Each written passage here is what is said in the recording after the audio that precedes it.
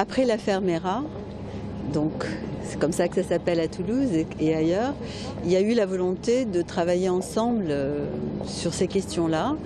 Et c'est plus particulièrement Manuel Valls, alors ministre de l'Intérieur, qui a tenu aussi à réunir à la préfecture au mois de février dernier, donc en 2014, les différents cultes et au travers de la préfecture, il y a eu une façon d'accompagner ce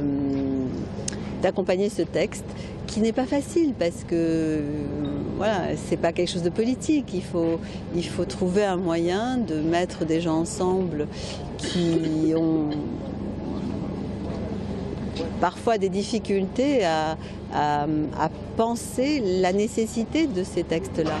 Je pense qu'ici on a une histoire qui nous a marqués, qui nous a blessés, et que bien évidemment, spontanément, je pense que cette histoire fait que nous sommes là et qu'il y a eu un rassemblement spontané hier soir au Capitole de cette importance. Je crois qu'en effet que c'est lié à notre histoire toulousaine. Ces assassinats nous concernent tous. Parce qu'à travers ces personnes, et d'abord ce sont des personnes qui ont été touchées, ce sont des familles qui souffrent, à travers ces personnes aussi nous voyons bien que nous avons été touchés au cœur de nos valeurs, de notre manière de vivre ensemble. Hein, c'est quand même à travers ces personnes, c'est la liberté d'expression qui a été mise en cause.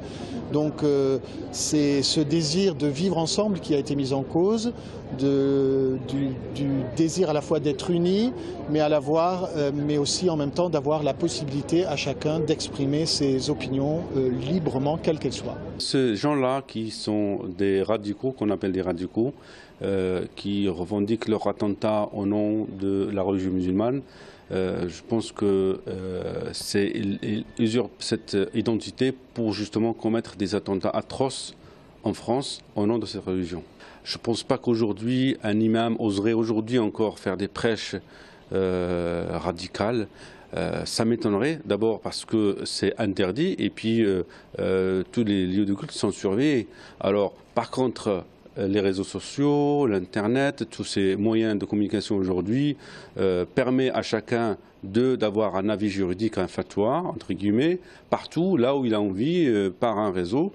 Et là, c'est incontrôlable. Il peut y avoir des discussions avec des gens qui ont des idées pas tout à fait claires, et on le comprend parce que soit des jeunes, très jeunes, qui n'ont pas encore le sens des responsabilités, de comprendre les choses comme il faut, ils sont en train de se construire.